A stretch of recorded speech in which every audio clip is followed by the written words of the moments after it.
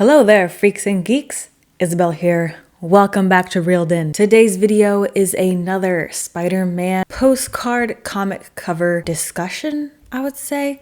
This will be part 2. Part 1 dealt with popular and classic comic book covers from the 1960s for Spider-Man, and in this video we will do the 70s and 80s. So in this video I will give a little synopsis on what the story is in relation with the cover, as well as naming some of the artists and the writers and any little details I think might be interesting. So guys, we have a lot to cover. Let's dive on in.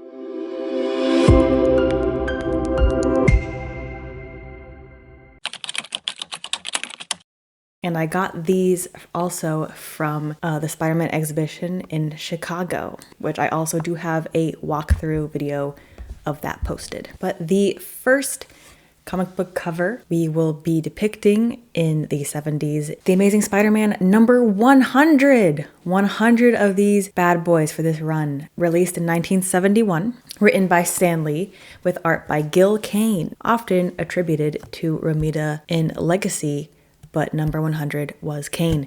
Peter Parker, weary of his dual life, drinks a potion to lose his powers.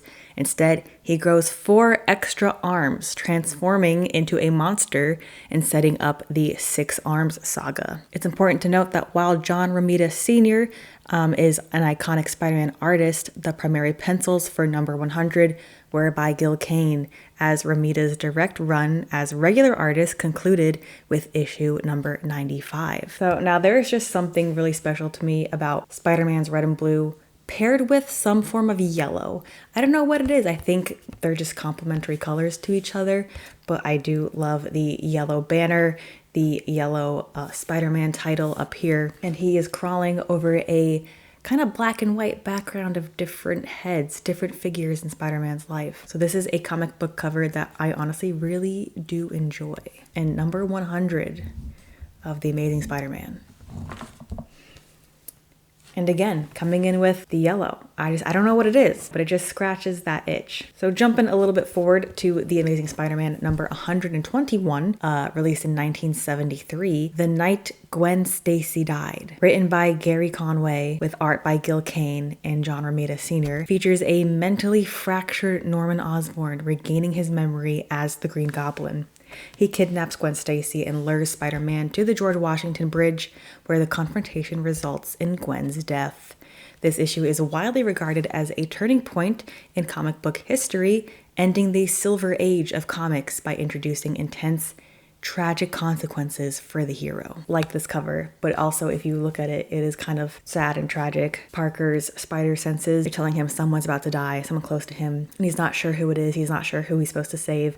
And surrounding him are portraits of all the people he loves, all the people that he cares about. And one of them, obviously we know who it is, but one of them is not going to make it out. That's an intense cover if you really stop to look at it. But moving on to The Amazing Spider-Man number 122, released in 1973, titled The Goblin's Last Stand. Written by Gary Conway with pencils by Gil Kane and inks by John Romita Sr. is the immediate, vengeful aftermath of Gwen Stacy's death. Spider-Man relentlessly pursues the Green Goblin, leading to a brutal fight where the Goblin is accidentally impaled on his own glider. The issue is iconic for its raw emotion and the temporary end of Norman Osborn, featuring classic art with ink finishes. But the Green Goblin, he's flying along on his glider. And again, for the Tobey Maguire Spider-Man run, we do kind of have that iteration of the Green Goblin, Norman Osborn's death. As I was researching all these comics, I did like seeing like, oh, this movie took this inspiration from here, and this little detail came from here. And so that was also a fun little thing for me to do while I was researching. But we have The Amazing Spider-Man number 131, published in 1974, written by Gary Conway and art by Gil Kane. Spider-Man crashes the wedding of Aunt May and Dr. Octopus at a Westchester mansion. Hammerhead interrupts, initiating a fight, allowing Doc Ock to escape with May via helicopter, with Spider-Man in pursuit. The issue sets up a high-stakes showdown between Spider-Man, Doc Ock, and Hammerhead over the safety of Aunt May. And the cover features the wedding. The priest over here is trying to read Trying to read the official book here, and Spider-Man said nope and webs it out of his hand, which is kind of funny. In The Amazing Spider-Man number 136, released September of 1974, titled The Green Goblin Lives Again, Harry Osborn adopts his father's Green Goblin mantle. Harry bombs his and Peter's apartment, injuring Mary Jane, and vows revenge on Spider-Man. Written by Gary Conway with art by Ross Andrew and cover by John Romita Sr. This issue marks a critical, vengeful turn for Harry. And we see the Green Goblin on the cover here with his pumpkin bombs battling Spidey, the new Green Goblin, I should say. Here we have The Amazing Spider-Man number 149, released 1975, written by Gary Conway, with art by Ross Andrew, Gil Kane. The Jackal forces Spider-Man to fight a perfect clone of himself at Shea Stadium. The Jackal, revealed as Professor Miles Warren, attempts to kill them both to avenge Gwen Stacy, but dies when the clone sacrifices himself to save Spider-Man. This issue is a climax of the original 1970s Clone Saga and features the iconic dramatic cover art by Gil Kane. We have the two Spider-Men on the cover. I do like that one of their suits is actually a lighter shade of blue than the other. Next up, we have The Amazing Spider-Man number 150, released 1975. Written by Archie Goodwin and art by Gil Kane, Peter Parker deals with the aftermath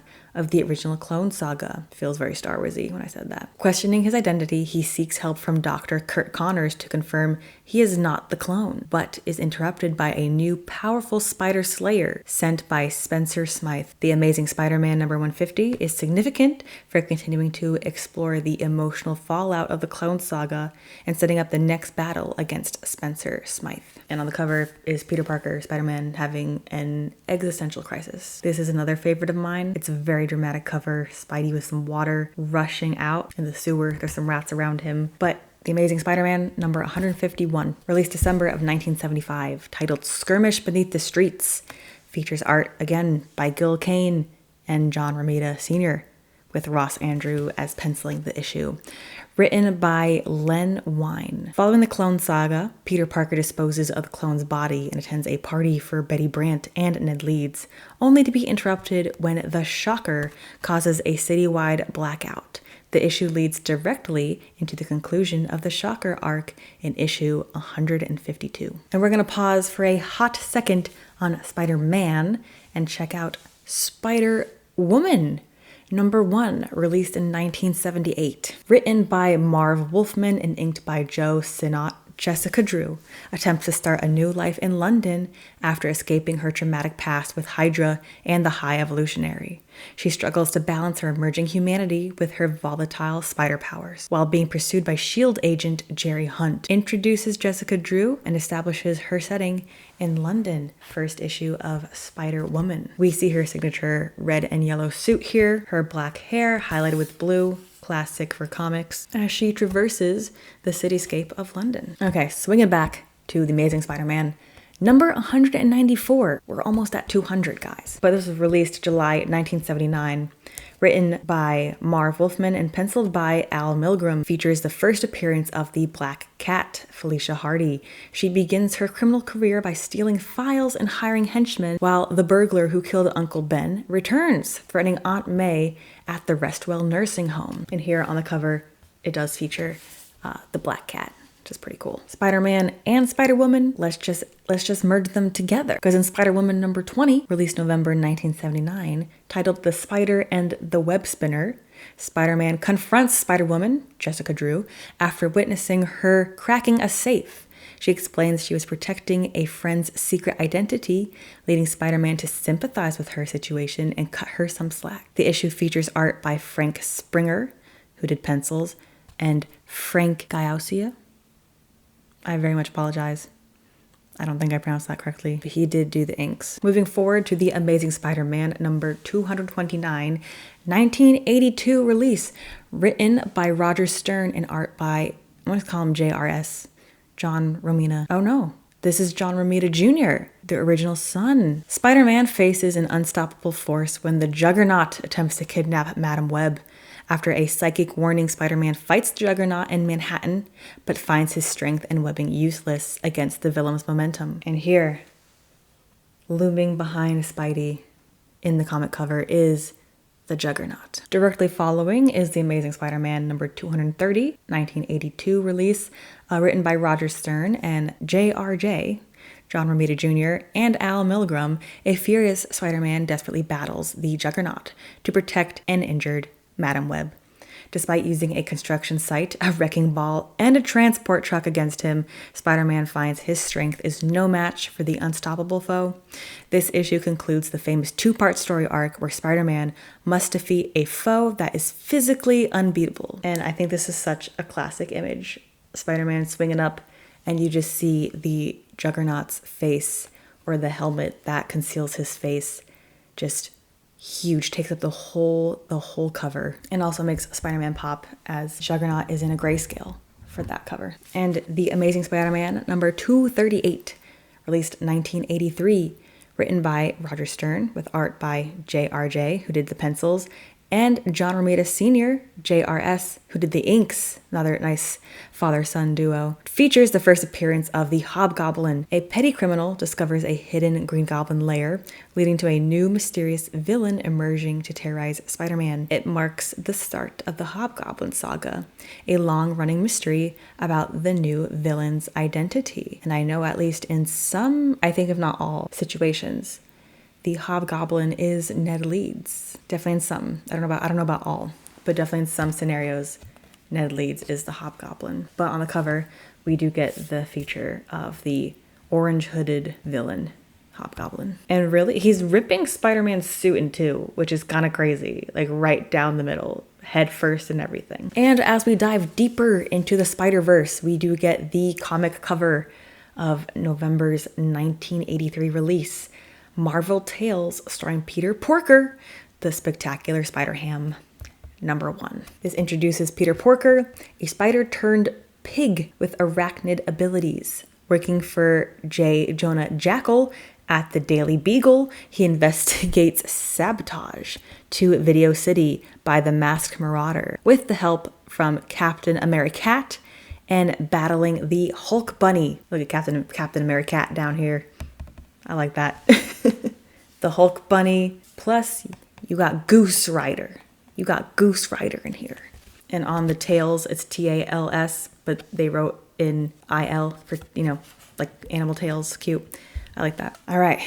Swinging on back across the Spider-Verse to The Amazing Spider-Man number 251, released 1984, titled Endings. A battered Spider-Man battles the Hobgoblin following a massive explosion in the villain's hideout.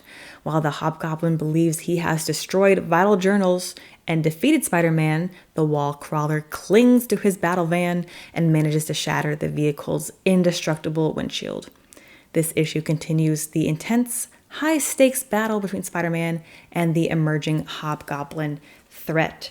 And on the cover card here, you do see Spider-Man is underwater, but he raises his fist out with the hood of the Hobgoblin. And in The Amazing Spider-Man, number 252 of 1984, titled Homecoming, Spider-Man returns to Earth from the Secret Wars wearing a mysterious new black costume that is later revealed to be a sentient alien symbiote. This is the first full appearance of Spider-Man's black costume in a regular monthly title, chronologically predating Secret Wars number 8, where he actually finds it. The issue features a cover by Ron Frenz and Klaus Janson, which is a famous homage to the cover of Amazing Spider-Man number 15, which is Spider-Man's first appearance. The interior art is by Ron Frenz, who did pencils, and Brett Breeding, who did inks. The story was plotted by Roger Stern and scripted by Tom DeFalco. And if you want to compare the two artworks side by side, it very much is the same. The suits are just different, and he has two people instead of the one as they swing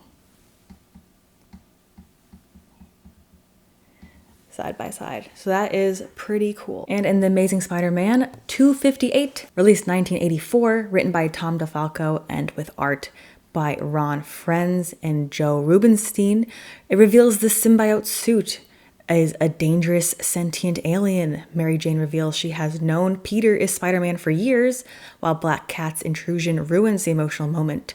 Reed Richards confirms the suit is a symbiote.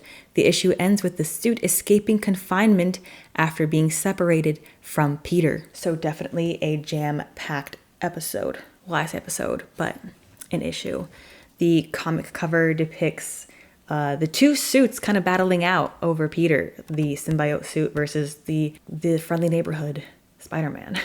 Taking a quick break from the Amazing Spider-Man run, we are now at Secret Wars number 8, released 1984. Written by Jim Shooter and illustrated by Mike Zeck and John Beatty, or Betty, I think it's Beatty, is iconic for Spider-Man discovering the alien symbiote, which becomes his black suit. The heroes recover from the battle, while in the background, Doctor Doom, recovering from a fight with Galactus, plots to secure more power, setting the stage for his eventual takeover of Battleworld.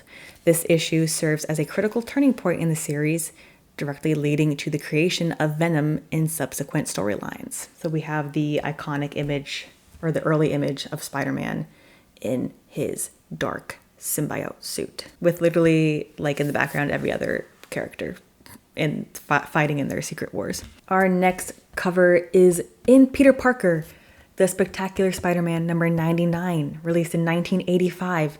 Spider-Man and the Black Cat encounter a new villain named The Spot while attempting to confront the Kingpin. The issue is written by Al Milgrom, with pencils by Herb Trimpe and inks by Jim Mooney. The story, titled Spider on the Spot, balances superhero action with Peter Parker's complicated personal life. The issue is widely recognized by collectors as the first cover appearance and the second overall appearance of the Spot. And again, just the yellow. I do love Spidey in a yellow background. And we do see Spot doing what he does best and kind of getting one up on Spider-Man by creating his spots in the universe and slipping through them. And this cover is for Spectacular Spider-Man number 101, released 1985, titled A Death in the Family, and featuring cover art by John Byrne. Focuses on the psychological aftermath of Gwen Stacy's death. It highlights Peter Parker's deep grief and enduring guilt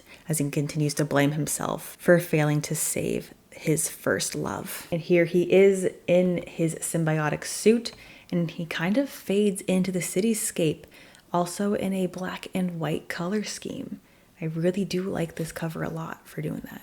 And released in April of 1985, we have Web of Spider-Man number 1, written by Louise Simonson, with art by Greg LaRoche, and finished by Charles Vess. Features Spider-Man battling the Vulturians while struggling to rid himself of the alien symbiote costume. He ultimately uses a church bell tower to separate from the suit, which then sacrifices itself to save him. I say costume, it's a suit, not a costume. But again, kind of similar to what we saw in some of the past Spider-Man movies, using a church bell with the sound to kind of control the suit. So again, I love seeing inspirations for stuff. Going back into the Amazing Spider-Man run, this is the annual number 21, released in 1987, featuring art by John Romita Sr., famously depicts the wedding of Peter Parker and Mary Jane Watson. Amidst cold feet, flashbacks, and bachelor parties, both struggle with the commitment before finally deciding to marry at City Hall, cementing their iconic partnership. This issue focuses heavily on the emotional weight of the marriage rather than just action, with Peter having nightmares about his enemies endangering Mary Jane. And on the cover, we see Peter Parker and Mary Jane in their wedding outfits, surrounded by some Spidey love in the back. And here we have a special 25th anniversary issue for a Spider-Man comic cover, The Amazing Spider-Man number 300. We are at 300 for The Amazing Spider-Man. Released 1988, written by David Michelini and illustrated by Todd McFarlane. Venom makes his full debut, terrorizing Peter Parker and Mary Jane to avenge Eddie Brock. After a brutal fight, Spider-Man defeats Venom by exhausting the symbiote's wedding at a church, leading to his imprisonment and Spider-Man returning to his classic red and blue suit. The issue is highly regarded for both its introduction of a major villain and its artistic evolution, marking a significant darker shift for the series. And here we have Spider-Man in the black symbiote suit, but in the background, it's the number 300 repeated to mark the 300th run for this. You know what I want to know? Does anybody have all of the issues for the Amazing Spider-Man run? What was it like collecting those? Like, I would love to know if you have them. Like, how do you store them even? Oh my gosh, would love to know. Leave a comment if you have all of them, if you've collected all of them, because that 300, and we're not even, I think we're about halfway through. So there has to be more than 300. I know there's more because I researched these, but in The Amazing Spider-Man number 313, published in March of 1989, is a key action-packed issue featuring script by David Michelinie and iconic art by Todd McFarlane, titled Slytherins. The issue is a tie-in to the Inferno crossover event. This issue is noted for its high-quality artwork, often considered a staple of the McFarlane era on Spider-Man. And we have the lizard featured on the cover, trying to get at Spider-Man as he tries his best to defend himself. And this is the last comic cover in this box to represent the 70s and 80s.